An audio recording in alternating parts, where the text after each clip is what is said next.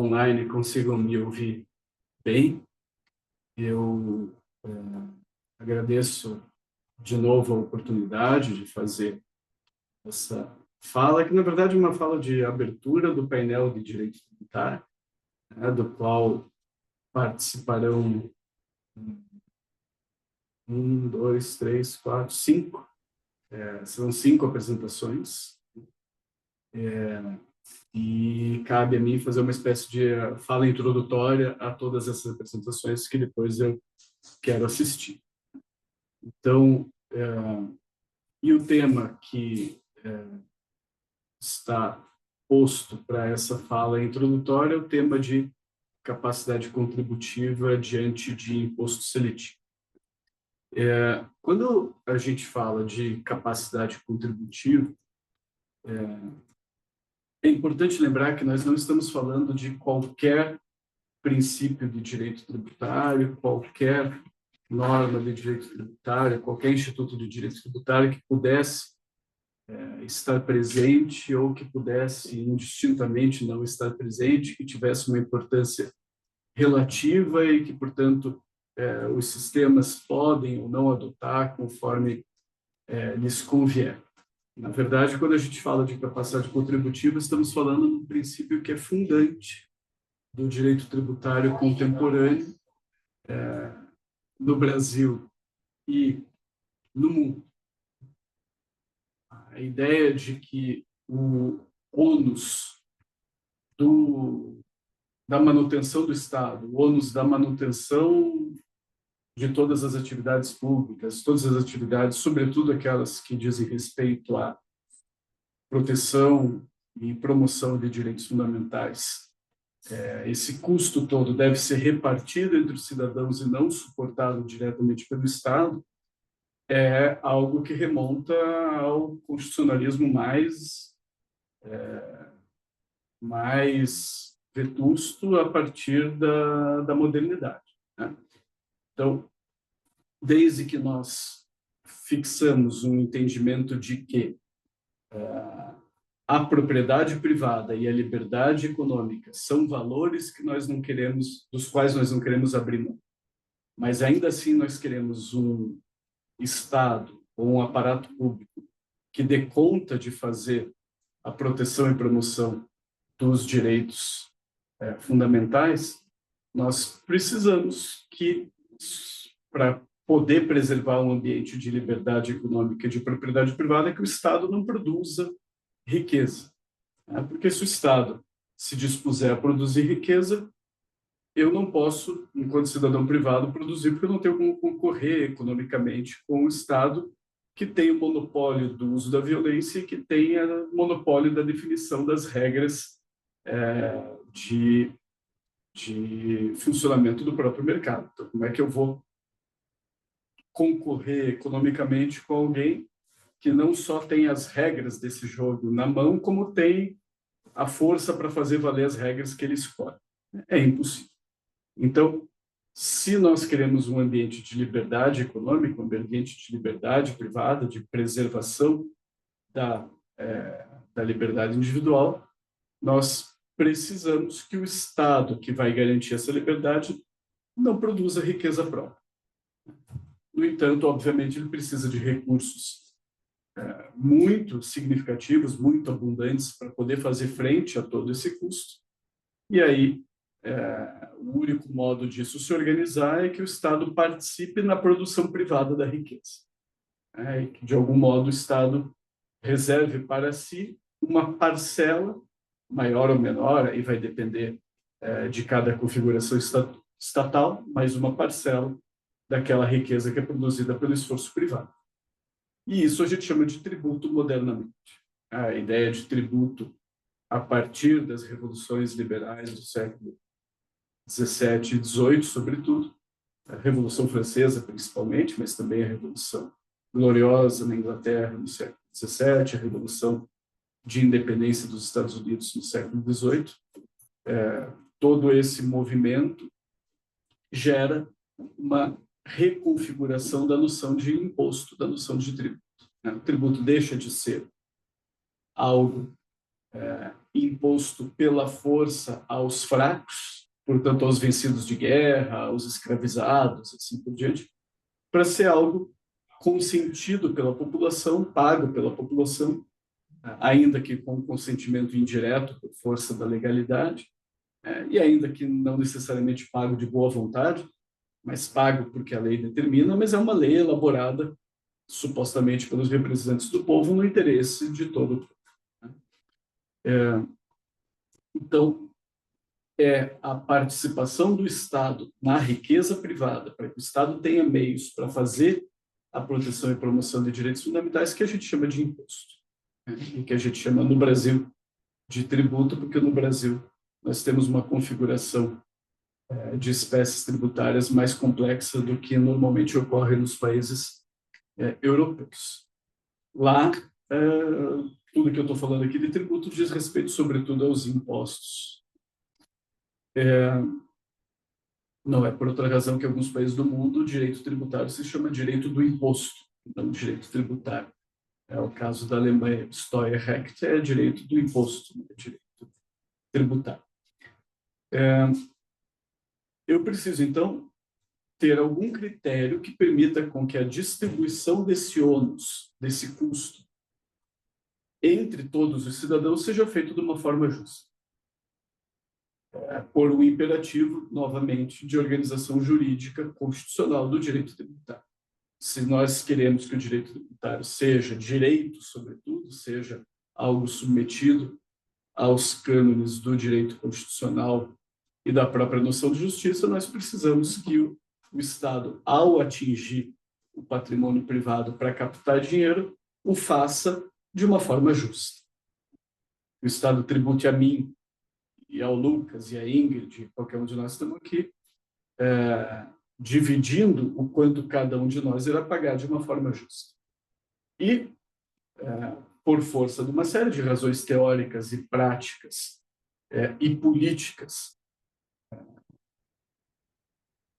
construídas nos últimos 300 anos, nós temos muito fortemente fixada na experiência constitucional contemporânea que o modo justo de fazer essa distribuição da carga tributária é a capacidade contributiva. Ou seja, nós cobraremos impostos em quantidade e intensidade mais elevada daqueles que possuem capacidade econômica maior em relação àqueles que possuem capacidade econômica menor, para os quais a tributação será proporcionalmente reduzida. Então, essa ideia de que eu distribuo o ônus tributário entre as pessoas conforme as suas respectivas capacidades contributivas é absolutamente fundante da nossa disciplina. Quando digo fundante, digo exatamente isso nesse sentido. O direito tributário nasce enquanto disciplina jurídica, sobretudo no século XX, no mundo todo, e na segunda metade do século XX no Brasil, fundado em 3 ou 4 princípios fundantes, um deles é a capacidade contributiva. É um princípio que tem força constitucional em determinados ordenamentos jurídicos de uma forma quase, não só prioritária, mas quase única. A Constituição italiana, por exemplo, de 1948, prevê um único princípio especificamente tributário. Ela, aliás, só tem um artigo tributário, que é o artigo 53. E o artigo tributário, que é o artigo 53, tem só um princípio, que é o princípio da capacidade contributiva. Toda a Constituição tributária italiana se resume em enunciar que todos serão chamados a contribuir com as despesas públicas de acordo com sua capacidade contributiva num sistema que será informado por critérios de progressividade. É só isso que a Constituição italiana diz em matéria tributária. Outro princípio tributário é o princípio da legalidade, mas esse é a ideia de que toda prestação patrimonial deve ser estabelecida por meio de lei, que é uma regra geral da Constituição italiana, vale para todas as prestações patrimoniais e, portanto, vale também para o tributário. Não é uma regra especificamente tributária. E depois da reforma, agora no século XX, que reorganizou as finanças italianas por conta de uma ideia de ter uma descentralização um pouco maior, que aproximasse um pouco mais a organização do Estado italiano de um sistema federativo, porque se trata, como a maioria dos países europeus, de um Estado unitário, houve algumas regras de distribuição de possibilidades de tributação trazidas por emenda, mas são mais questões orçamentárias e menos questões propriamente da relação tributária fisco-Estado-contribuinte. Então, seguimos podendo dizer que a capacidade contributiva é o princípio central e talvez o único da Constituição italiana. Assim ocorre também na Constituição francesa, na Constituição espanhola. A Constituição espanhola, no artigo 35, faz mais ou menos o que faz a italiana no 53. Ela funda o sistema constitucional espanhol na ideia de que todos deverão contribuir para o custo público num sistema justo, diz a Constituição espanhola, um sistema justo, e justo significa, segue a mesma Constituição, repartido conforme a capacidade contributiva num sistema progressivo. Daí que muitos estudiosos sintetizem a própria noção de justiça tributária na noção de capacidade contributiva, quase identificando os princípios. Ter uma tributação justa é ter uma tributação que respeite capacidade contributiva. A capacidade contributiva estava na Constituição brasileira expressamente no texto de 1946, que era o texto democrático que se seguiu ao fim do Estado de Getúlio Vargas, em 45. Foi revogada pela Constituição da ditadura militar de 1967, ela revogou o princípio da capacidade contributiva, embora a doutrina da época, como exemplo, o Aleomar Baleiro sustentasse que a capacidade contributiva não teria como ter sido revogada no sistema constitucional, porque ela é um critério de igualdade. Se eu não revogo o princípio da igualdade, eu não tenho como revogar o princípio da capacidade contributiva. De modo que ele seguia implícito no texto de 1967, seja como for, ele é recuperado de forma expressa no texto constitucional de 88, no artigo 145, parágrafo 1º. Então, quando nós falamos em capacidade contributiva, estamos falando num princípio fundante. Ocorre que esse princípio tem uma aplicabilidade mais fácil em determinados tributos e mais difícil em outros. De modo que a Constituição italiana e a espanhola são muito felizes ao dizer que a capacidade contributiva diz respeito ao sistema como um todo. O sistema tributário deve ser informado por critérios de progressividade, o sistema tributário deve respeitar a capacidade contributiva, porque dentro do sistema tem alguns tributos para os quais a aplicação da capacidade contributiva é óbvia e evidente e muito direta. É o caso do tradicional imposto de renda. Eu consigo, com razoável precisão, pessoalizar o imposto de renda de modo que cada um pague uma alíquota conforme a sua capacidade contributiva. Aí eu tenho tabelas de progressão de alíquota, eu tenho sistemas de dedução de imposto, de acréscimos, de exclusões, e assim por diante, de modo que eu considero questões individuais e posso fazer a tributação da renda conforme a capacidade contributiva. Hoje de manhã, no Instituto Brasileiro de Direito Tributário, a gente discutia, eu estava online porque a reunião é em São Paulo, a gente discutia a regra nova do imposto de renda, de isenção de R$5.000 para as pessoas físicas, né, que ganham até R$5.000 não pagarão imposto de renda, conforme o projeto de lei aprovado na Câmara dos Deputados, que ora está tramitando no Senado. E a discussão era essa, né? Pessoas que ganham até R$5.000 têm capacidade contributiva, ou seja, elas ganham acima do mínimo para viver com dignidade, de acordo com suas necessidades pessoais, se elas ganham R$ 5.000 acima do mínimo existencial, não faz sentido que elas sejam isentas de pagar imposto de renda.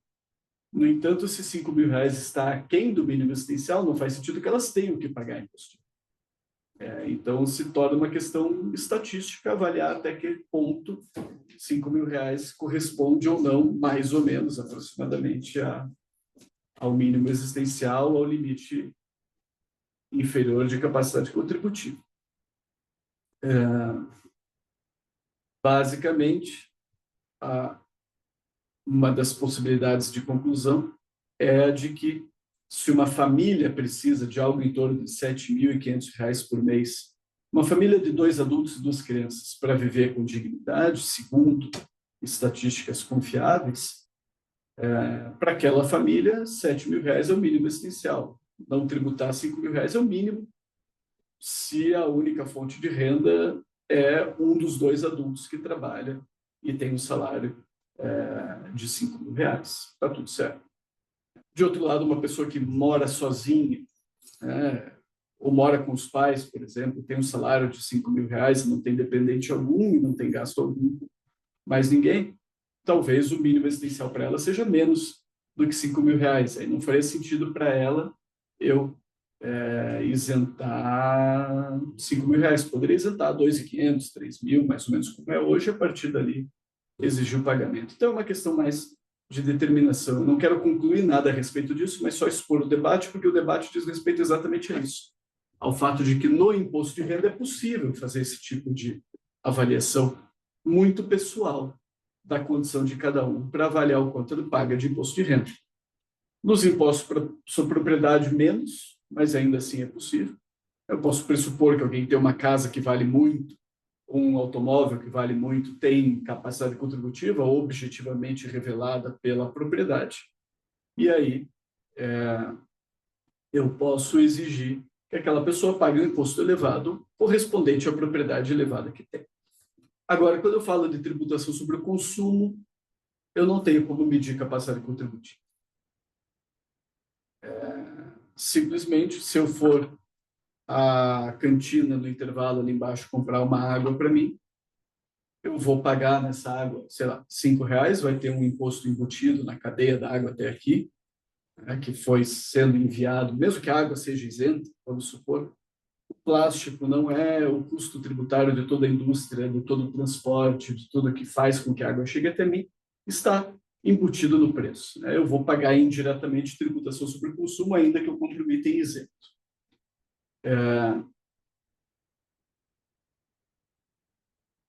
Essa tributação que incide, faz parte do preço da água, é a mesma, não importa o quanto eu ganho. Porque a cantina não vai perguntar quanto eu ganho para fazer na hora o cálculo para ver qual é o imposto justo de acordo com a minha capacidade contributiva. Ou seja, nos impostos sobre o consumo, não há como fazer uma verificação de capacidade contributiva. Claro que eu posso isentar os produtos de baixa renda, de primeira necessidade. É claro que eu posso fazer um sistema de cashback para baixa renda. Tudo isso diz respeito exatamente a mitigar o fato de que nos impostos sobre o consumo não é possível fazer verificação de capacidade contributiva. O que se propõe na reforma tributária brasileira é que a gente siga o padrão europeu de tributação sobre o consumo, com um grande imposto sobre valor agregado, que siga mais ou menos as diretrizes de IVA da União Europeia, ao lado dele um imposto específico sobre o consumo de determinados bens e serviços, que nós escolhemos assim, como é fortemente na experiência europeia, aqueles que são prejudiciais à saúde e ao meio ambiente, nós estamos chamando essa excise tax de imposto seletivo. O que acontece com o imposto sobre o consumo? Ele, em vez de ser graduado conforme a capacidade contributiva, ele é o oposto. Em vez de ser progressivo, ele é regressivo. Porque quanto menos eu ganho, quanto menor é a minha renda, quanto menor é a minha capacidade contributiva, maior é o peso do imposto sobre o que eu consumo comparativamente ao total da minha renda. Se eu compro essa água de R$ 5 e tem R$ 1,50 de imposto embutido aqui, esse 1,50 tem um determinado peso se eu ganho 50 mil reais por mês e outro peso se eu ganho 1.500 reais por mês. E o peso é muito maior quanto menos eu ganho, de modo que a gente diz que a tributação sobre o consumo é uma tributação regressiva. Em vez de graduada conforme a capacidade contributiva, ela é o contrário. De modo que ela precisa ser uma tributação que, dentro de um sistema que tribute a renda e tribute a propriedade, ela tem o seu espaço, mas não pode ser o espaço predominante. Se for o espaço predominante, eu não vou ter um sistema tributário progressivo. Quanto mais tributação sobre o consumo dentro do sistema tributário eu tiver, menos justiça tributária eu vou ter. Então, se eu estou valorizando justiça tributária, se eu estou valorizando tributação sobre conforme a capacidade contributiva, que, volto a dizer, não é o único valor, mas é o fundante, é predominante, é um valor fundamental para o direito tributário, eu não posso ter uma tributação sobre o consumo elevada. Claro que eu vou ter que ter uma arrecadação sobre o consumo, que vai ter que ser absorvida pelo IVA, ou pelo VAT na experiência europeia, o Value Added Tax. Não pode ser absorvida pela excise, pelo imposto excepcional de bens e serviços prejudiciais ao meio ambiente. Daí a ideia de que, por força do princípio da capacidade contributiva, por força do princípio da justiça tributária e por força do princípio da progressividade, os três juntos, somados, determinam que o imposto seletivo tenha uma abrangência reduzida, uma abrangência pontual e que incida apenas sobre determinados bens e serviços prejudiciais à saúde e ao meio ambiente. Se só pode incidir sobre alguns, se tem que ser uma incidência reduzida, quais são esses alguns? Ora, se o critério constitucional de diferenciação é a prejudicialidade ao meio ambiente, é evidente que devem ser tributados aqueles bens e serviços mais prejudiciais à saúde e mais prejudiciais ao meio ambiente, não menos. Essa água é prejudicial ao meio ambiente, não há dúvida, porque, de algum modo, esse plástico terá que ser descartado. Pode ser até prejudicial à saúde se eu entender que ela libera microplásticos que são cancerígenos a longo prazo. Mas ninguém vai achar que, por causa disso, essa água tem que ter uma tributação excessiva, porque ela também, ao mesmo tempo, é item básico de consumo. E não é possível viver sem água, que, de algum modo, terá que ser engarrafada e terá que ser transportada.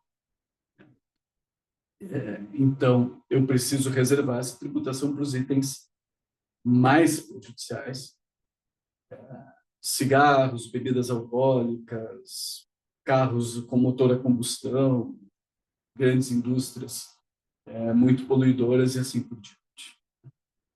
Então, era isso, Lucas. Eu falei se não perdi a conta aqui, em 25 minutos, e era o tempo que eu tinha me disposto. Obrigado, Muito professor. obrigado.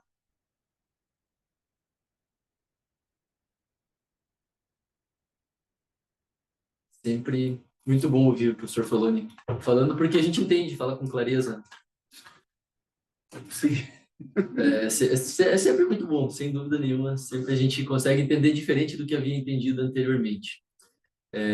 Então, obrigado pela fala aí, professor. Já de pronto, começando com a apresentação dos trabalhos que foram recebidos e aprovados pela comissão do Iberojur, teríamos como primeiro trabalho da Bianca, que mandou mais de um e está apresentando em outro painel agora, então vou sugerir que a gente comece de trás para frente e ela fique por último, começando com a Ingrid. Pode ser, Ingrid. Que a Ingrid é também aqui da PUC, da Pontifícia Universidade Católica do Paraná, e vai tratar do tema tributação ambiental no Brasil e sua evolução à luz da reforma tributária e dos objetivos de desenvolvimento sustentável. A Ingrid mandou o resumo aqui que foi aceito. Se quiser vir aqui, pode ficar à vontade.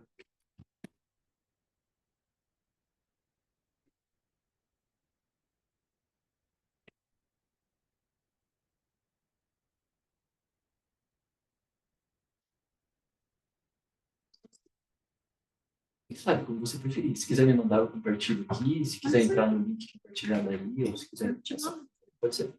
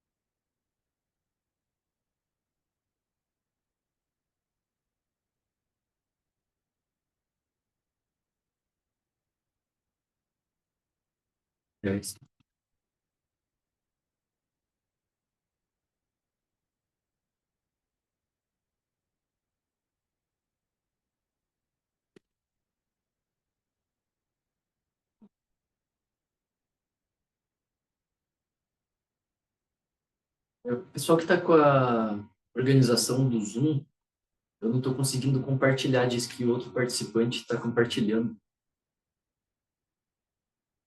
Será que é? É o próprio computador Pereira que aparece que está compartilhando. Deixa eu tirar, então, para colocar de novo. Ah, É, acho que saiu aí sai saiu a o câmera. vídeo. Você Tá. tá com o teu Note ligado a câmera tá filmando ou você tem uma outra câmera filmando, Lucas? Tem a câmera aqui da sala que está filmando a mesa aqui. Tem uma outra. Mas aí, tá. Tem como você compartilhar agora de novo a câmera, porque saiu. Ah, agora foi. Compartilhou agora o da Ingrid. Hã? Tá ótimo. Agora vai ficar o que a Ingrid está compartilhando e a voz. Você quer ir passando para você? Você está acompanhando? Eu tô acompanhando. Ah, então tá bom. Mas aí eu vou te falando as mais. Tá bom. Vai passando. Posso começar? Pode começar. Tem 10 minutos. Cada apresentação daí tem 10 minutos. Tá, boa tarde a todos. Meu nome é Ingrid, eu sou mestranda aqui da PUC Paraná. Eu estou estudando atualmente sobre imposto seletivo, tributação ambiental e esse impacto que o imposto seletivo e a tributação relacionado à tributação ambiental, especificamente, tem na nossa sociedade, né, hoje. E aproveito também, né, para introduzir um pouco o tema, porque esse é um tema muito crucial para a gente hoje, né? Principalmente por conta de mudanças climáticas, degradação do meio ambiente, né, e desafios à saúde pública que exigem algumas respostas da sociedade de forma urgente e também coordenada, né?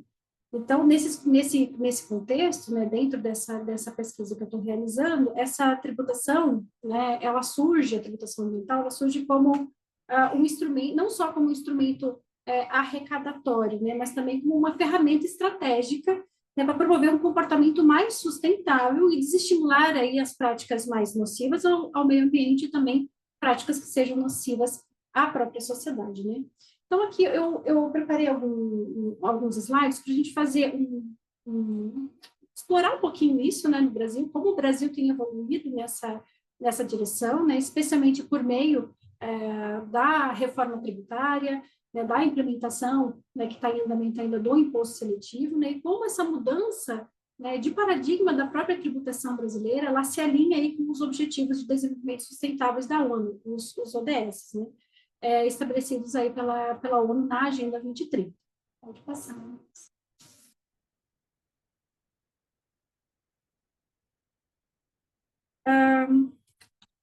A tributação ambiental, então, ela tem uma função, para a gente compreender um pouquinho essa função, essa ferramenta estratégica da tributação ambiental, a gente precisa primeiro entender quais são os fundamentos dessa tributação, né? A tributação ambiental em si, ela utiliza como fundamento, né, os instrumentos fiscais com 3 objetivos principais. Arrecadação de tributos, né, para políticas de conservação, e incentivo de práticas sustentáveis através de desonerações fiscais e também o desestímulo de atividades poluidoras por meio de uma tributação mais elevada, né? Então, 2 princípios fundamentais, elas norteiam essa abordagem, né? O primeiro deles é o princípio do poluidor-pagador, né, que estabelece ali um custo da poluição que deve ser internalizado por quem o gera, né? Em outras palavras, aqueles que causam danos ambientais devem arcar com os custos de suas ações, né? E não a sociedade como um todo. E esse princípio do direito ambiental, da tributação ambiental, ele busca corrigir uma falha de mercado histórica em que as externalidades negativas ambientais não eram precificadas, né? O segundo ponto que tem aí como ferramenta estratégica, né, é a extrafiscalidade. Então, a extrafiscalidade, ela representa ali uma mudança, né, de paradigma, vamos dizer assim, da função dos tributos para esta questão, né, de mudança comportamental. O objetivo principal, então, seria a não arrecadação de recursos, efetivamente, mas sim uma indução de comportamentos, né? Trata-se, então, de utilizar o sistema tributário, né, para estimular escolhas mais conscientes e sustentáveis por parte tanto de consumidores quanto de produtores, né? E eu gosto de trazer também essa questão do conceito, do próprio conceito da palavra sustentabilidade, né, que foi trazido ali por Pavan Sukhdev, né? Ele é, né, na verdade, um economista ambiental indiano, mas ele foi presidente da WWF no período de 2017 a 2021, e ele trouxe, né, ele fala, né, bastante sobre sustentabilidade como a capacidade de sustentação ou conservação de um processo ou um sistema que busca um equilíbrio entre dimensões fundamentais, a econômica, a social e também a ambiental. E esse equilíbrio, né, seria essencial para garantirmos não apenas a viabilidade econômica, né, mas também a justiça social e a preservação dos recursos naturais para as presentes e futuras gerações. Pode passar, Lucas.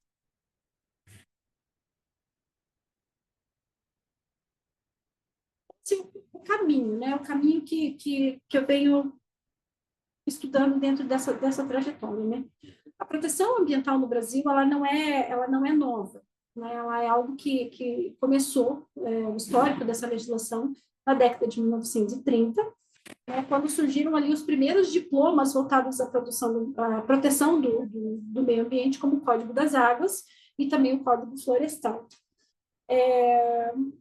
O foco, nesse período, estava em regular o uso dos recursos naturais, sempre priorizando um crescimento econômico, né? Um exemplo que é marcante do período foi a posição do Brasil na Conferência de Estocolmo, em 1972, em que a delegação brasileira ela defendeu o crescimento econômico a qualquer custo, chegando a declarar, né, que o país estava aberto à poluição, porque o que precisa é dólares, desenvolvimentos e empregos, né? Mas o grande ponto de virada da questão ambiental realmente aconteceu com a Constituição de 88, né, promulgada, que ficou conhecida como a Constituição Cidadã, e no artigo 225, a proteção ambiental ela foi elevada à categoria de direito fundamental, estabelecendo que todos têm direito ao meio ambiente ecologicamente equilibrado, bem de uso comum do povo e essencial à sadia qualidade de vida. Então, é realmente um marco histórico esse ponto. Nas décadas que se seguiram, de 1990 até 2023, a gente pode destacar algumas utilizações, instrumentos tributários que foram utilizados com finalidades ambientais, como o ICMS ecológico e o ITR com alíquotas diferenciadas, né? No entanto, esses instrumentos são aplicados de forma fragmentada, sem uma política tributária ambiental integrada e sistematizada, né? Então, essa lacuna ela evidenciava realmente a necessidade de uma mudança estrutural mais profunda no sistema tributário brasileiro. Pode passar isso. E aí, em 2023, né, com a reforma tributária, com a emenda constitucional 132, representou, então, um marco histórico na tributação brasileira, né? Ela trouxe mudanças profundas e estruturais que vão muito além da simplificação tributária. No contexto da reforma, então, alguns impostos serão extintos, né? ICMS, ISS, IPI, PIS e COFINS, eles darão lugar para IBS e CBS, né? Mas a grande inovação para o Brasil, em questão de tributação, é realmente a questão do imposto seletivo e da função extrafiscal da tributação. A emenda constitucional 132 consolida, então, uma perspectiva de que a tributação não deve eliminar a arrecadação, mas deve ser concebida também como um instrumento de realização das finalidades constitucionais. Nesse contexto, né, surge o imposto seletivo, né, como um novo imposto de natureza federal, com uma pretensa natureza extrafiscal, né, e que E, primariamente, né, ele não foi criado com o intuito de arrecadar tributos, mas para desestimular comportamentos que sejam prejudiciais à saúde e também ao meio ambiente. Muito, muito. 1 minuto e meio, então vamos acelerar. Próximo. Pode passar para o próximo. Bom, pode passar para o slide 6, porque nesse aqui eu explico um pouquinho sobre o imposto seletivo, né? Quais são os bens e serviços que são alvo, né? Os produtos fumígeros, as bebidas alcoólicas, bebidas açucaradas, veículos e embarcações poluentes, bens minerais extraídos, né? Com o objetivo central o desestímulo realmente do consumo desses bens e também desses serviços que sejam prejudiciais à saúde e ao meio ambiente. Vamos pular para a Agenda 2030, porque eu quero falar um pouco desse alinhamento estratégico, do papel dessa tributação para alcançar esses objetivos também. Né? A Agenda 2030, então, estabelecida pela ONU, no plano global para alcançar o desenvolvimento sustentável, e ele é composto de 17 objetivos que eu coloquei destacados com seus símbolos. E nesse ponto, a tributação ela desempenha um papel crucial como meio de implementação desses objetivos sustentáveis, né? Porque ela apenas financia ações necessárias para alcançar esses objetivos, mas também ela pode induzir comportamentos sustentáveis e equitativos. E, nesse sentido, o imposto seletivo brasileiro é um exemplo concreto de como a tributação pode ser alinhada. Então, eu trago 3 exemplos de como a tributação dentro do imposto seletivo, ela pode ser alinhada com os objetivos sustentáveis. O primeiro deles é o ODS número 3, que é saúde e bem-estar, que é a tributação de produtos nocivos à saúde, como fumo, açúcar e o álcool. O alinhamento ao ODS 12, que é o consumo e produção responsáveis, desestímulos de bens poluentes e incentivos a práticas mais sustentáveis. E também o alinhamento com o ODS número 13, que é a ação contra a mudança global do clima, né, que é a tributação de combustíveis fósseis e também de veículos poluentes. Pode passar já para o 7, que o próximo já é a conclusão. Então, a gente chega no final. Eu vou sintetizar um pouquinho os pontos principais para refletir sobre as perspectivas futuras, né? A tributação ambiental, especialmente por meio do imposto seletivo, ela representa uma reconciliação de objetivos que historicamente eram vistos como conflitantes, né? Não se trata mais de escolher entre arrecadação e sustentabilidade, mas de usar a tributação como instrumento para promover ambos os objetivos de forma integrada. O imposto seletivo ele concretiza, né, o princípio do poluidor-pagador, fazendo com que o custo ambiental seja refletido no preço do produto. E essa internalização de externalidade é fundamental para que o mercado funcione de forma mais eficiente e justa, corrigindo distorções históricas onde os custos ambientais eram socializados enquanto os lucros eles eram privatizados. E é crucial entender que a tributação ambiental deve ser parte de uma estratégia mais ampla de governança também ambiental. Não funciona isoladamente, mas deve ser integrada com outras políticas públicas, incluindo regulamentação direta, educação ambiental, investimento em tecnologia limpa e fortalecimento das instituições de fiscalização e também de controle. E, bom, para concluir, né, eu gostaria de enfatizar que a tributação ambiental não é apenas uma questão técnica ou jurídica, representa uma escolha da sociedade sobre o tipo de futuro que queremos construir, né? E ao usar o sistema tributário para promover a sustentabilidade, estamos dizendo que valorizamos a saúde pública, a proteção ambiental e a qualidade de vida das futuras gerações. A emenda constitucional e o imposto seletivo, né, então, são ferramentas poderosas e sua efetividade, claro, dependerá da forma como forem implementadas e da participação ativa de toda a sociedade, governo, setor privado, academia e cidadãos no processo de construção de um Brasil mais sustentável e justo. Obrigada. Obrigado.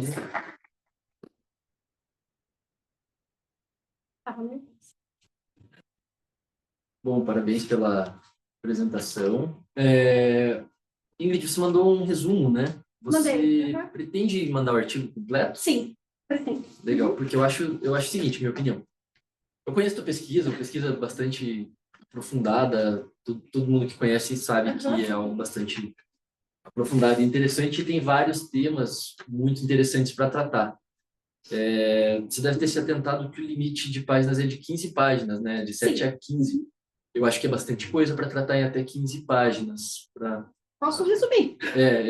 Só uma... colocação, eu acho, na minha opinião. Não Tá, sei se o posso Dutra tem fazer, alguma consideração também, posso professor fazer um Foloni, Não. alguém das presentes aqui. Não, também, Lucas. Tranquilo, obrigado, Ingrid. Obrigada a vocês. Obrigada, gente. Lucas, só se puder também compartilhar agora a imagem, porque a imagem aqui no online sumiu da sala. O que aconteceu aqui com a câmera? Que eu acho que estavam compartilhando o Pereira.n, o computador estava compartilhando a imagem.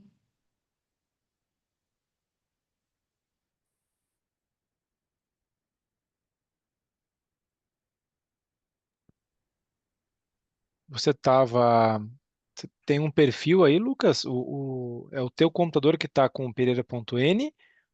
Não, é o da PUC. Porque é o da PUC. Esse Pereira.n é o da PUC, então. Não, isso, é o da PUC. Esse é o da PUC. Hum. Então, talvez nesse computador que você está mexendo, tem alguma aba de configuração de vídeo que você pode ali no vídeo, você vai ter as opções de câmera. Agora apareceu. Pronto. O que eu fiz foi compartilhar a tela aqui desse outro computador. A próxima apresentação vai ser da Ana Paula Palacios Pereira, que também é colega nossa aqui da PUC. Ela vai falar sobre a tributação dos lucros e dividendos no Brasil, modelos, distorções, reforma tributária e a manutenção das assimetrias entre a renda proveniente do capital e a renda do trabalho, que também é uma pesquisa bem interessante, que a gente, de alguma maneira, até conhece alguma coisa pelas conversas com a Ana, mas estou bastante curioso para ver como vai ser essa apresentação. A Ana já mandou um artigo inteiro. E, Ana, você tem compartilhamento de slides?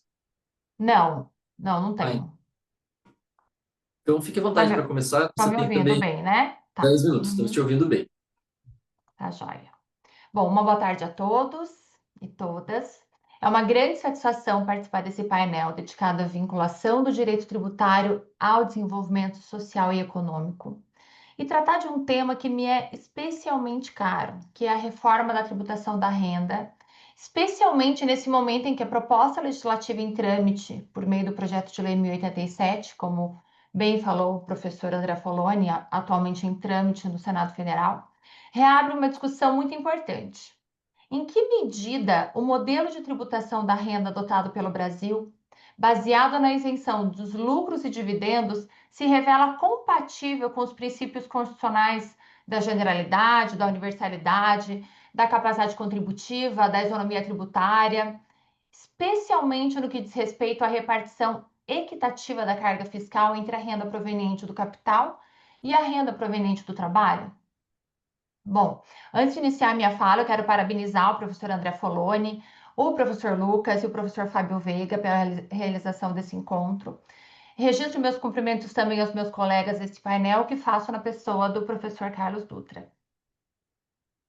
Bom, o recorte que eu proponho nessa exposição parte da constatação de que o método de isenção dos lucros e dividendos da base de cálculo do imposto de renda da pessoa física, introduzido lá em 1995 pela Lei 9249, essa isenção associada à não tributação efetiva das pessoas jurídicas, dá ensejo a uma assimetria na tributação, ao permitir que rendimentos do capital escapem em grande medida à incidência tributária, e isso em descompasso com os princípios que regem a tributação da renda no ordenamento jurídico. Essa crítica ela não é recente, mas o atual contexto de reforma oferece uma oportunidade relevante para que essas assimetrias estruturais sejam repensadas e reestruturadas, o que, muito embora nós não estejamos vendo acontecer nesse projeto de lei em trâmite. A isenção dos lucros e dividendos, embora justificada por razões de simplificação e estímulo ao investimento do capital nas empresas, passou a operar na prática como um instrumento de consolidação de privilégios fiscais regressivos, e a sua manutenção desafia os princípios da justiça fiscal, da universalidade, da generalidade e da tão falada capacidade contributiva, tão falada na exposição do professor Foloni. A isenção dos lucros e dividendos distribuídos a pessoas físicas, ela se sustenta no modelo brasileiro como uma forma de evitar a chamada dupla tributação econômica da renda, que é a incidência do imposto tanto na renda da pessoa jurídica quanto na renda distribuída para a pessoa física. E para legitimar essa sistemática, adotou-se uma alíquota majorada na pessoa jurídica, especialmente no regime do lucro real, cuja carga nominal pode alcançar os 34%. Essa alíquota mais elevada, ela não é acidental, ela foi concebida justamente para compensar a isenção na distribuição dos lucros, de modo a garantir que a tributação da renda ocorra de forma plena na pessoa jurídica. Porém, esse equilíbrio ele se rompe quando a carga efetiva que deveria ser suportada pela pessoa jurídica, ela não se materializa.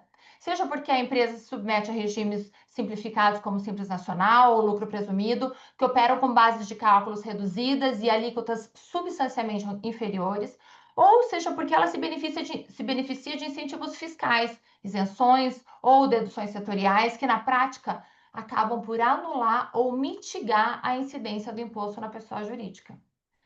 Nesses casos, a presunção de que a renda foi suficientemente tributada na pessoa jurídica, ela não se sustenta. E a manutenção da isenção na distribuição acaba dando ensejo à ocorrência de uma dupla não tributação da renda.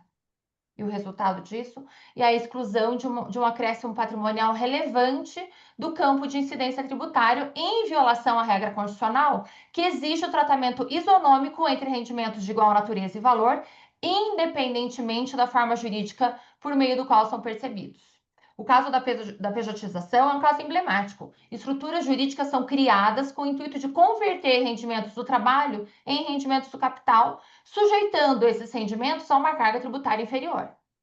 A crítica que eu faço aqui, ela não é com relação à utilização da pessoa jurídica em si, mas ao fato de que essa utilização serve frequentemente como forma de neutralizar a tributação progressiva da renda, que incide de modo mais severo sobre os trabalhadores assalariados.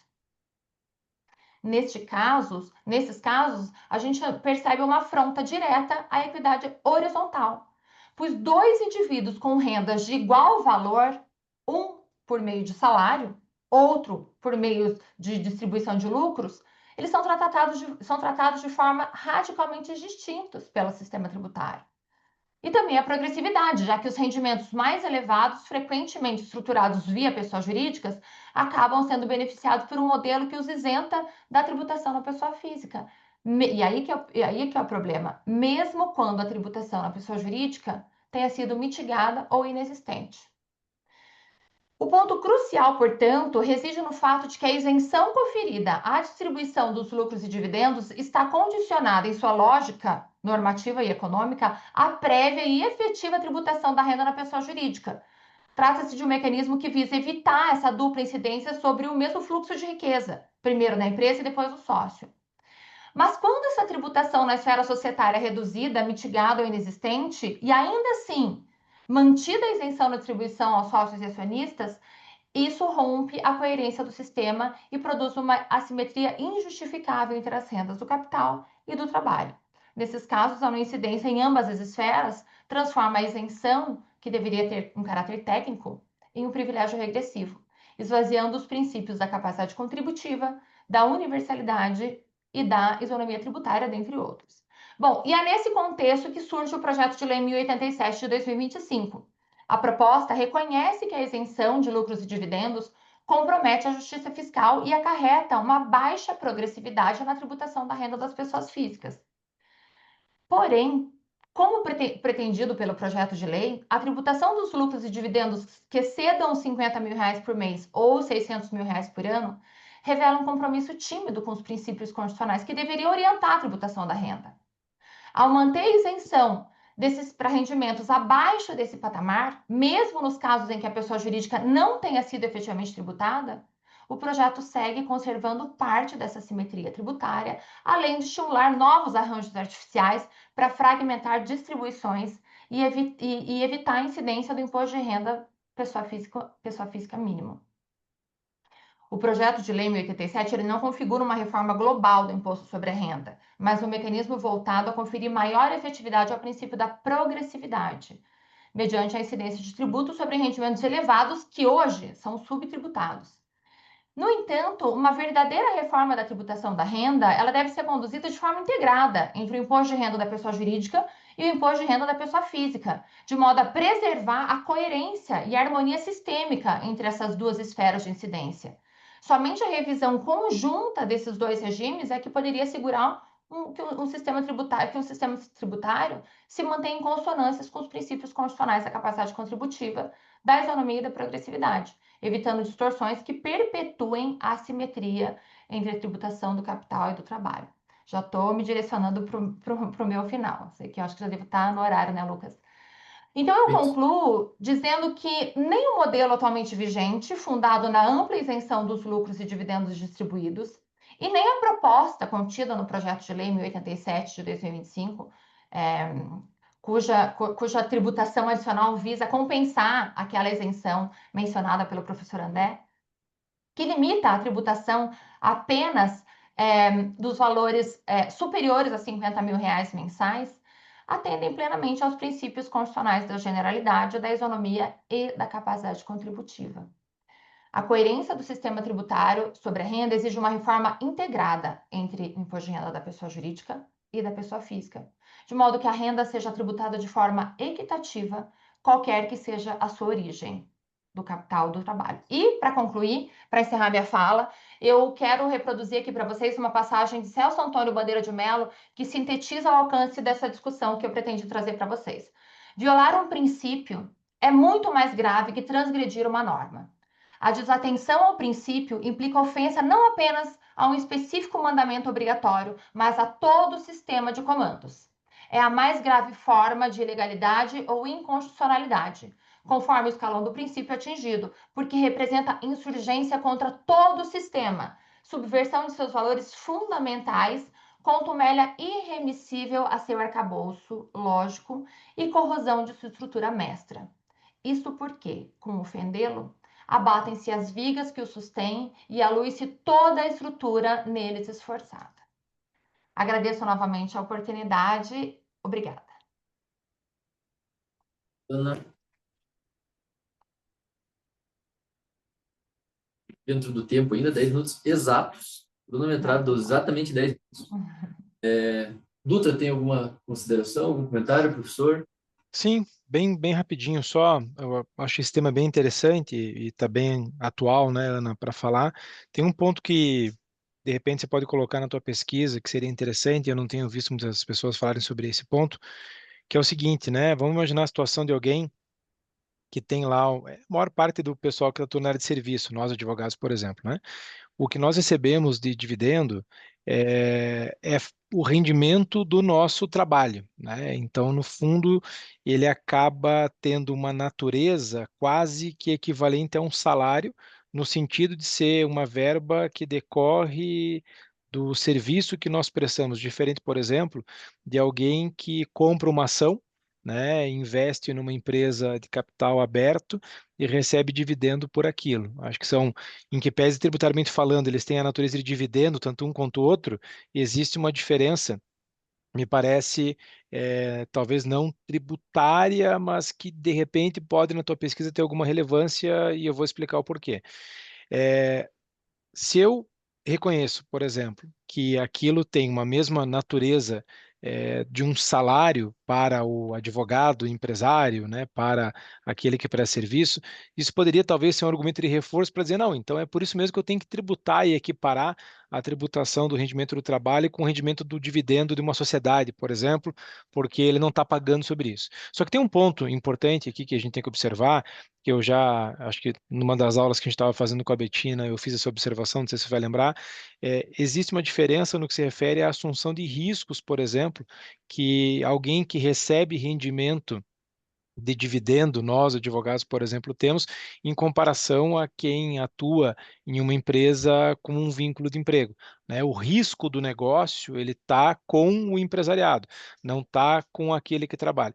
Isso, e aí eu estou colocando como uma provocação na tua pesquisa, pode de alguma maneira interferir, e pode ser talvez o fundamento, e aí de repente, o que eu acho que vale a pena fazer uma pesquisa como essa é resgatar lá atrás os fundamentos que levaram à criação dessa isenção e verificar se realmente faz sentido, ou se aquilo que lá no passado foi fundamento não permanece hoje, ou não deveria permanecer hoje, sendo um fundamento para a manutenção dessa isenção. E se nós não teríamos, por exemplo, outras maneiras de fazê-lo, né? Se eu não poderia, por exemplo, fazer com que eu tivesse sim uma isenção, né, para quem ganha até 5.000 e de alguma maneira eu garantisse uma arrecadação maior ou uma justiça tributária, tributando, por hipótese, o patrimônio, mas não a renda nesse exemplo que eu estou dando aqui, que me parece que é bem diferente o dividendo que eu recebo da minha sociedade do dividendo que alguém que comprou cotas de uma sociedade recebe. Mas, enfim, é uma provocação,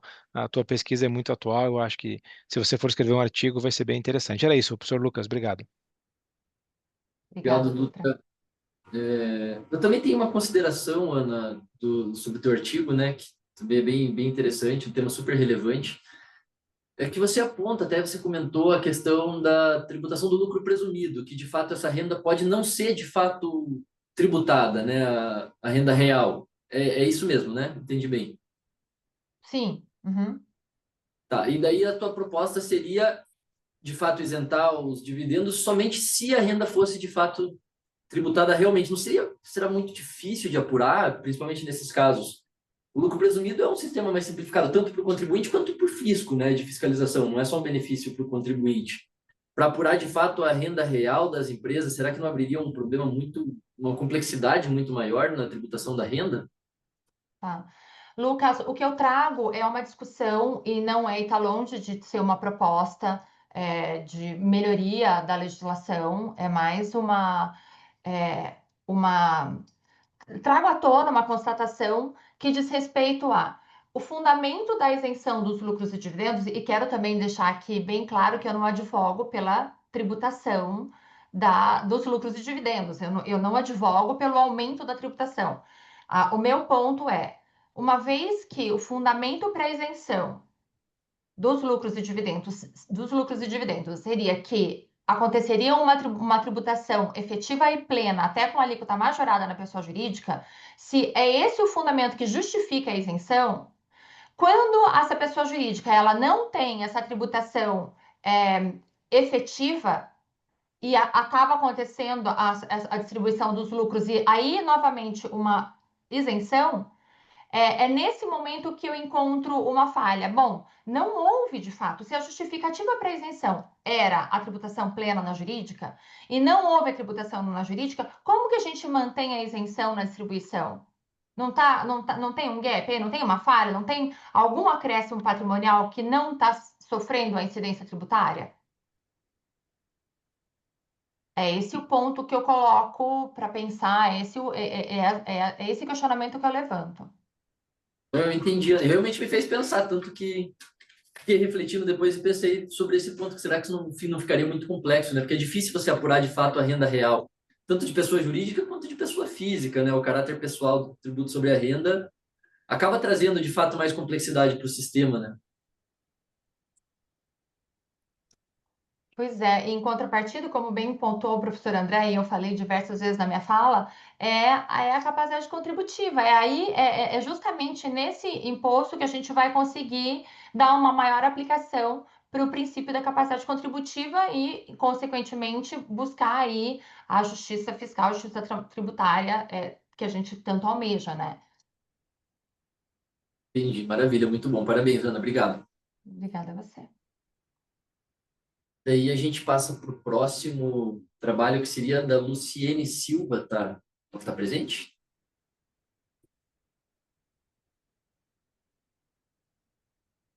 No online não tá, ela tinha marcado que viria presencial. Acho que é Dulcilene, né?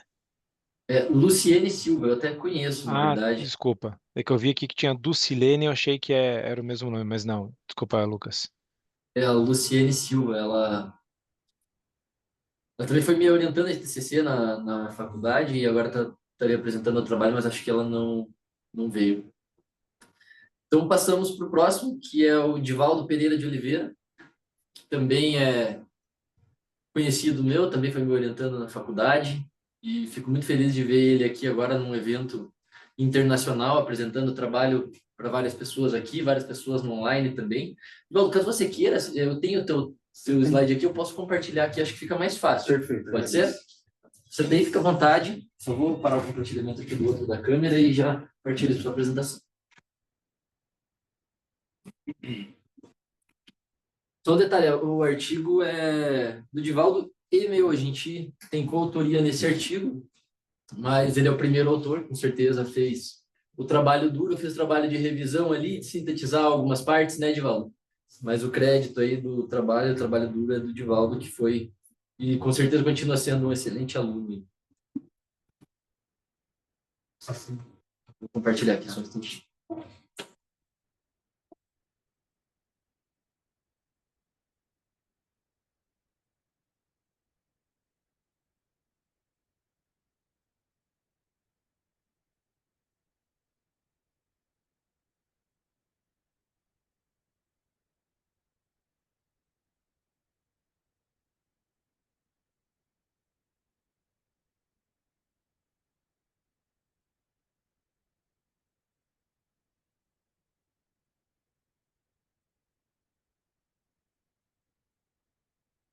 Beleza, Edivaldo, quando quiser, você tem 10 minutos, pode iniciar.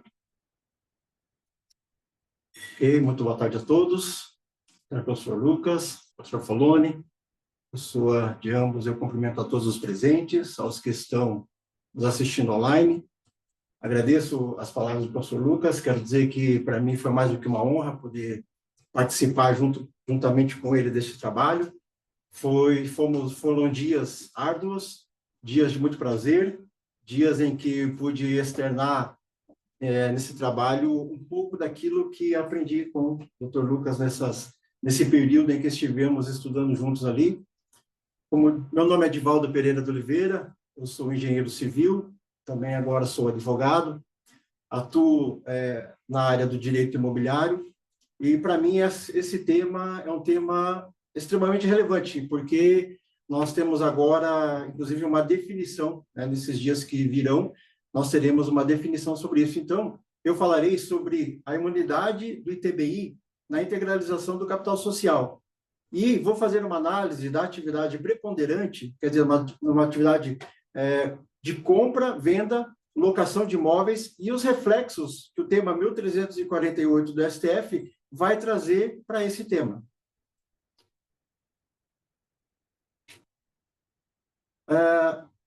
Inicialmente, o ITBI, para aqueles talvez que nos ouvem de outros países, é um imposto sobre transmissão de bens imóveis. É aquele imposto que se paga quando faz uma venda de um imóvel, uma transmissão, no caso de uma constituição, né, numa pessoa jurídica, enfim, incide esse imposto. E aí, então, foi aberto um debate constitucional sobre a incidência ou não deste imposto para as empresas que tinham as suas atividades principais, como compra, venda de imóveis e afins. Então, lá no dia 6/11 de 2024, o STF ele reconheceu, por unanimidade, o impacto social e econômico e político desse tema. E aí, então, foi instituído o tema 1348 para que se decidisse, em cima de uma repercussão geral, né, qual seria o impacto sobre a imunidade imposta ou não, né, sobre essas empresas. E aí o caso ele foi originado de uma decisão, de um acordo do Tribunal de Justiça de São Paulo, que numa decisão ele afastou a imunidade tributária do ITBI na integralização de capital social de uma empresa imobiliária. Pode passar, professor. Quais seriam, então, os fundamentos dessa imunidade tributária? Primeiramente, nós temos o conceito constitucional. E a Constituição, ela determina a criação dos impostos e ela também dá aos entes federados a sua condição da cobrança desses impostos. Então, a Constituição, ela diz que compete aos municípios a cobrança do imposto ITBI. E compete, dando a competência para os municípios, né, uma competência exclusiva sobre essa cobrança desse imposto. E a natureza jurídica dela? Ela trata de um impedimento constitucional hierarquicamente superior. Então, esta imunidade imposta pela Constituição, ela está hierarquicamente superior ao poder dos municípios de tributar. E aí, então, nós temos também uma proteção dessa imunidade. Essa proteção, ela está posta, né, na Constituição Federal como uma cláusula pétrea. Então, assim, ela goza de uma proteção contra abolição, modificação ou uma emenda constitucional. A imunidade específica do ITBI, nas palavras do ministro Marco Aurélio, do STF, diz assim: essa imunidade ela visa proteger, melhor, promover no trânsito jurídico de bens, considerando o ganho social decorrente do desenvolvimento social. Toda essa imunidade que está posta na Constituição com relação ao ITBI, foi isso que o ministro ele quis dizer, que essa imunidade ela gera para as empresas ou para a sociedade um ganho social. Tudo aquilo que a empresa deixa de pagar de imposto sobre essa transação, ela reverte para o meio social diretamente para a sociedade. Nós também temos alguns objetivos constitucionais dessa imunidade, que seriam facilitar o desenvolvimento econômico nacional, promover uma livre iniciativa, estimular a capitalização das empresas e evitar o óbice ao crescimento empresarial. Então, essa imunidade, ela traz todos esses benefícios para a sociedade e para o setor empresarial. E a nossa discussão, então, o artigo 156, parágrafo 2º, inciso 1º da Constituição Federal de 1988, ele vai dizer ali que não incide sobre a transmissão de bens ou direitos incorporados ao patrimônio da pessoa jurídica em realização de capital, nem sobre a transmissão decorrente de fusão, incorporação, cisão ou extinção de pessoa jurídica, salvo se, nesses casos, a atividade preponderante do adquirente for a compra, a venda desses bens ou direitos, locação de bens, imóveis ou arrendamento mercantil. Isso, então, esse artigo ele foi dividido em 3 partes. A primeira delas é a integralização de capital, onde nós vimos ali a primeira hipótese de imunidade. Na sequência, nós vemos da parte da pessoa jurídica em realização de capital sobre a transmissão decorrente de fusão, incorporação, cisão ou extinção de pessoa jurídica, uma reorganização societária. E também, nesse mesmo artigo, ainda nós temos uma exceção, que é atividade preponderantemente imobiliária. Então, nesse pequeno artigo aqui, nós temos 3 situações que ainda nós vamos ver um pouco na sequência. O capital social e a sua integralização. Quais são os fundamentos, ou melhor, os conceitos fundamentais? O capital social, quando o empresário ele decide abrir uma empresa, ele precisa subscrever um valor de capital social. E esse valor é aquele valor que ele diz assim, eu vou reservar esse valor do meu patrimônio em prol da empresa. É o valor que a empresa terá de responsabilidade do seu sócio. E essa integralização, ela precisa ser feita, seja no momento da abertura da empresa ou ao longo da vida dessa empresa. Obviamente que, quanto antes o sócio ele fizer essa integralização, antes a sua empresa ela estará regular perante a sua documentação. E também nós temos uma responsabilidade solidária, de acordo com o artigo 1052 do Código Civil. Ele diz que todos os sócios, eles respondem solidariamente pela integralização deste capital. Então, uma empresa que tem mais de um sócio, ambos respondem de forma solidária pela formação dessa integralização. Então, o empresário ele faz a sua subscrição, ele determina ali qual é a sua parcela dentro da empresa e a sua responsabilidade fiscal e social dentro da empresa. Ele faz essa integralização, que quando ele faz efetivamente a transferência dos seus patrimônios ou dos seus bens ou valor em dinheiro para a integralização desse capital social, e então é feito o registro, né, que é então a formalização dessa integralização no seu capital, no seu contrato social. E quais são as formas dessa integralização? Nós temos algumas formas distintas. Primeiro, o empresário ele pode fazer uma integralização em dinheiro. Ele pode fazer uma transferência da sua conta pessoal para a empresa, dessa forma, integralizar a sua parte de responsabilidade na empresa. Os direitos. Ele também pode transferir direitos patrimoniais para a formação desse capital, ou agora, também ele pode transmitir bens materiais, que são os imóveis ou outros bens tangíveis incorporados ao patrimônio social, que é exatamente essa a base da nossa discussão aqui nesse artigo. A avaliação desses bens ela já foi discutida, porque discutiu-se assim, essa avaliação compete ao órgão público né? A prefeitura fazer a avaliação deste imóvel, quando então esse empresário for fazer essa integralização, ele for pôr este imóvel em nome da sua empresa, por exemplo, e aí já foi decidido, então, no artigo 1055, no parágrafo 1º do Código Civil, que não, essa avaliação ela é feita de maneira declaratória. Então, assim, aquilo que o empresário declara sobre o seu bem, o valor do seu bem, é aquilo que vai ser, então, integralizado no seu patrimônio empresarial. Isso também gera uma proteção a terceiros. Quando o empresário ele faz essa integralização, a sua responsabilidade ela fica intangível e ela simplesmente fica limitado, então, ao seu valor de capital social e dá uma segurança aos seus credores. E aí, então... Mais um pouquinho. Sim. Os limites dessa imunidade. Foi uma decisão do STF. Em 2020, o STF concluiu no recurso extraordinário 796.376, também com repercussão geral, ele estabeleceu limites objetivos a essa imunidade do ITBI. O que isso quer dizer? O empresário que tem um imóvel de R$1 milhão e ele tem um capital social a integralizar de R$100 mil, por exemplo, essa imunidade ele só vai atingir a parte limite da sua integralização. Então, tudo aquilo que exceder o valor da integralização constante no seu contrato social, ele estará sujeito, então, ao pagamento do imposto. Ele incidirá sobre ele, então, o pagamento do ITBI. Tudo aquilo que for excedente da sua responsabilidade social descrita, então, no contrato.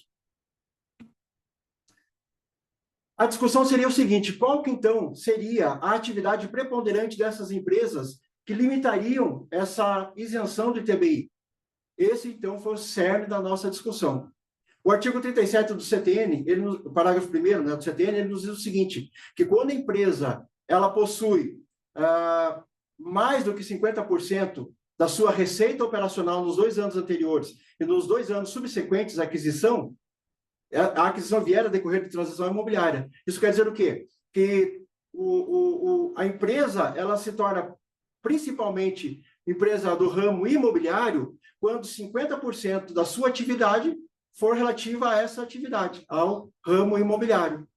Então, nós temos 2 interpretações que divergem entre si, né? 2 teses. A primeira tese seria uma tese restritiva. No artigo 156 diz a expressão salvo-se nesses casos, e aí, então, entrou-se a discussão. Esse salvo, ele diz que é salvo as empresas que têm atividades principais no ramo imobiliário, ou esse salvo diz o seguinte, não, é salvo sobre a fusão, incorporação e demais ações societárias da empresa. Outra tese que é ampliativa, ela diz o seguinte, não, a exceção da atividade preponderante aplica-se também à integralização do capital social. Então, ela diz assim, as empresas com atividades principais imobiliárias, independente se for de fusão, incorporação e os demais itens, ela vai incidir sobre ela o imposto do ITBI. E agora nós temos, então, o tema 1348, como já foi dito, no STF, e estamos aguardando uma definição. Como disse, o tema entrou em repercussão geral, foi reconhecida no dia 25/11/2024, no recurso extraordinário 1495-108. E ali, então, ele trouxe uma questão central. As empresas imobiliárias, elas devem pagar o ITBI nessa integralização de capital? E quais seriam os impactos disso? O impacto poderia afetar a arrecadação municipal, caso for decidido pró-contribuinte, né? Ou também seria um impacto no planejamento empresarial, caso seja mantida essa decisão, incidido, então, o imposto do ITBI sobre toda essa cadeia de negociação jurídica da pessoa jurídica.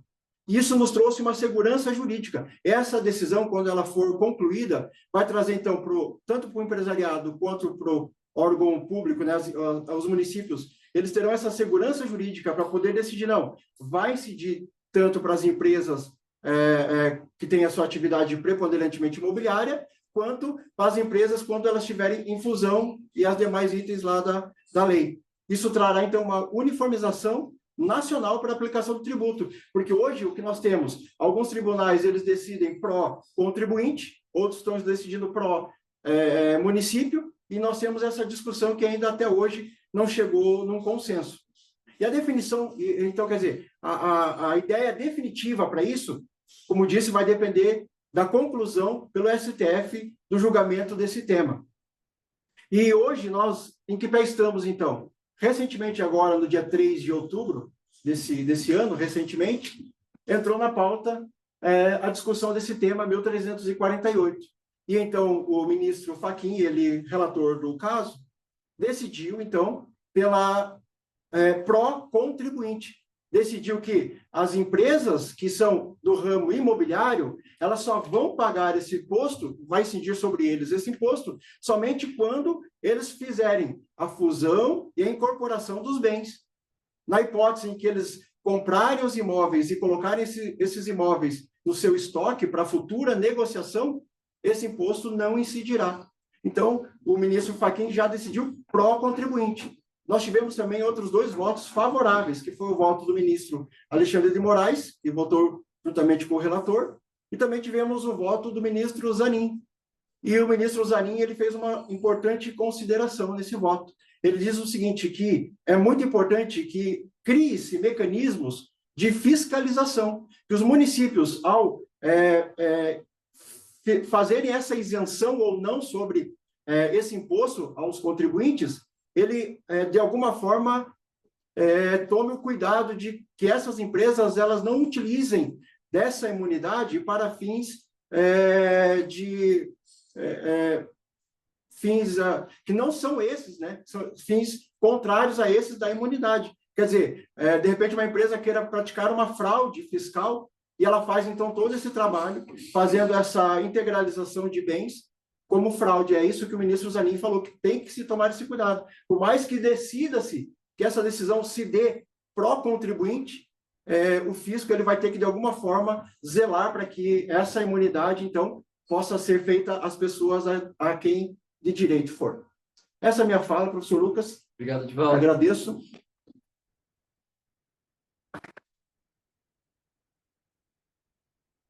Alguma consideração, pessoal? Dutra, pessoal aqui presente? Não, Acho que é um julgamento que a gente tem que acompanhar mesmo, né? O voto favorável do relator, eu acho que foi agora, Dia essa 6, semana passada, né?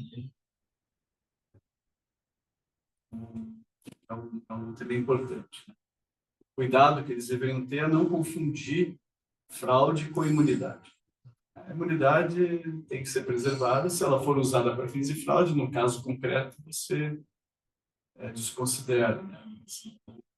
Não cria requisito para a imunidade, porque ela não deve ter, e nesse voto foi o voto do relator, que eu achei que foi um bom voto. Agora... Dutra? eu vou fazer um comentário para além do que o professor Florino comentou agora. Um ponto interessante para a pesquisa que foi apresentada seria também verificar os efeitos que isso pode ter caso eles não modulem essa decisão, né, naquelas situações em que foi efetuado o pagamento do ITBI, ou se poderia modular ou não. É alguma coisa também que vai ser interessante de perceber aí se a decisão do STF seguir essa linha que eles estão seguindo agora. Era só isso, mas a apresentação foi bem completa. Obrigado, Divaldo. Obrigado, Dutra. E já de pronto passamos para o próximo e último trabalho, que é da Bianca Martins e Karina Mandler, que também são colegas aqui do PPGD, vinculados à Pontifícia Universidade Católica do Paraná, e devem falar do check-out ao fisco, como o split payment pode redesenhar o funcionamento das empresas. Vocês têm apresentação? Sim. Querem me mandar? Eu compartilho aqui. Vocês preferem entrar no Zoom e compartilhar? Então você pode compartilhar direto, acho que fica mais fácil. Tá?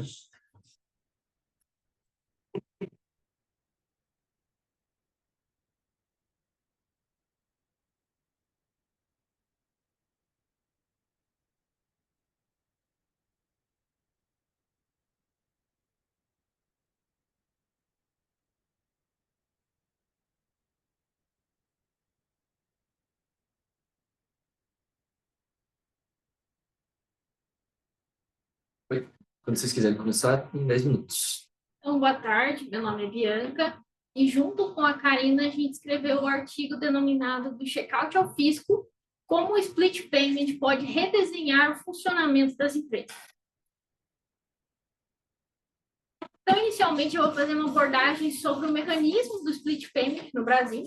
Ele foi inserido pela Emenda Constitucional 132 de 2023, que além da unificação dos tributos por meio do IVA dual, que é a CBS e a IBS, também introduziu a sistemática do split payment no nosso país. Em um cenário pré-reforma tributária, o fornecedor ou contribuinte ele recebia o valor integral da operação, incluindo os tributos incidentes, e realizava o recolhimento aos cofres públicos em um momento posterior. Então, o split payment ele tem um propósito, que é garantir que os tributos sejam recolhidos automaticamente no momento da liquidação financeira da transação. Assim, esse mecanismo ele se apresenta como um instrumento para a redução do gap tributário, que é a diferença entre a arrecadação esperada e a efetivamente realizada dos tributos. Sobre a perspectiva internacional, a gente verificou que a Polônia ela apresentou benefícios notáveis na mitigação de fraudes, que é denominada por eles fraudes de carrossel. Mas também a gente viu desafios consideráveis, particularmente para a liquidez e operacionalidade das pequenas e médias empresas. Na Itália, verificamos também efeitos orçamentários positivos, refletidos na redução da chamada lacuna do IVA e no consequente incremento da arrecadação fiscal, pois o imposto é depositado diretamente em uma conta específica vinculada ao governo ou ao fornecedor, o que dificulta a apropriação indevida dos valores por contribuintes mal intencionados. Ainda na Itália, esse mecanismo permitiu a construção de um ambiente de negócios mais equitativo e reduziu o risco de aplicação de determinadas sanções relacionadas ao IVA, como a responsabilidade solidária. Como pontos negativos na perspectiva internacional, todos falam sobre a liquidez financeira, especialmente pequenas e médias empresas, pois, como o valor do imposto é segregado em uma conta bancária, a empresa não pode utilizar esse montante, diferentemente do que ocorria antes da aplicação dessa prática. E um outro ponto negativo também é a elevação da carga administrativa e dos custos operacionais frente à obrigatoriedade de transferir o pagamento de cada fatura individualmente, que é como é feito internacionalmente, em vez de um pagamento coletivo para múltiplas faturas, o que aumenta o número de transações bancárias, eleva taxas e tempo gasto. E um dos pontos negativos que a gente mais verificou e que foi mais falado nos artigos foi a experiência da Bulgária. A Bulgária ela chegou a ter grandes problemas com relação à liquidez, tanto que ela até descontinuou o mecanismo depois disso. Então, eu vou falar um pouquinho sobre os desafios e a problemática que a gente encontrou com relação ao split payment. O primeiro ponto é com relação ao impacto no fluxo de caixa, e acredito que esse é o ponto principal da análise e o que mais nos preocupou para que esse estudo fosse feito. Esse impacto, ele ocorre tanto de uma forma que traz dificuldade na manutenção da empresa, por ter menos valor disponível para essa manutenção, tanto na questão de custos de oportunidade, que é o que o empresário deixaria de investir, pois não teria o recurso disponível, e o custo da falta propriamente dito. Então, apesar do split ele ser um mecanismo que está vindo, né, para o Brasil, ele tem como foco reduzir a sonegação fiscal. Presume-se que o Estado teria, sim, um maior controle, mas como ainda não é algo em vigor, fica um questionamento muito grande de como esses créditos retornariam às empresas. E a experiência internacional mostra que pequenas e médias empresas tiveram muita dificuldade por conta desse impacto. Como o segundo item, a gente também destaca que depende da implementação de uma infraestrutura digital sofisticada. Um novo programa ou mecanismo que permita esse controle, essa parte de escrituração. Esses programas, em especial, utilizados por contadores, costumam ter um custo elevado e impactar em caixa de empresas que não têm tantos recursos e tanto giro disponível. E no mesmo viés, o aumento dos custos de conformidade, porque será necessário profissionais habilitados para que possam movimentar essa escrituração contábil das empresas. E como o nosso último ponto de destaque, mas a pesquisa não encerra apenas com esses desafios, a gente destaca essa complexidade, tanto para compreensão, seja de advogados, contadores, empresários. O próprio empresário dificilmente tem o conhecimento burocrático necessário. Então, essa complexidade, ela gera uma externalidade e um custo também. A gente até utilizou a Itália como um dos países para fazer essa comparação, porque a Itália, historicamente, também tinha problemas com fluxo de caixa por uma escrituração contábil problemática de parte de suas empresas, o que, de certa forma, era semelhante ao que a gente vê em empresas familiares brasileiras, empresas que, muitas vezes, não é separado o que é efetivamente capital da empresa, o que seria um prolabore e o que seriam lucros e dividendos ao empresário. Então, já me aproximando do fim, as nossas considerações finais é que o objetivo dessa implementação ele é extremamente válido para reduzir a sonegação fiscal, a evasão fiscal, mas que, em especial no Brasil, a gente encontra muitos desafios para que isso seja efetivado. E o principal que a gente precisa realmente entender é como vai ocorrer praticamente o retorno de créditos após essa apuração, para que esse valor possa compor o caixa das empresas. Obrigado, Bianca. Obrigado também, Karina. Alguém tem alguma consideração do pessoal aqui presente? Dutra, professor Foloni? Não. Então, só um comentário. Eu achei, primeiro, muito legal. Vocês fizeram um materialzinho físico para a gente poder pegar e ver o que vocês estão falando. Achei bem bacana. E outra coisa também que, olha só que curioso, esse evento que a gente está aqui. Vocês fizeram uma comparação e acharam dados da Polônia e da Itália.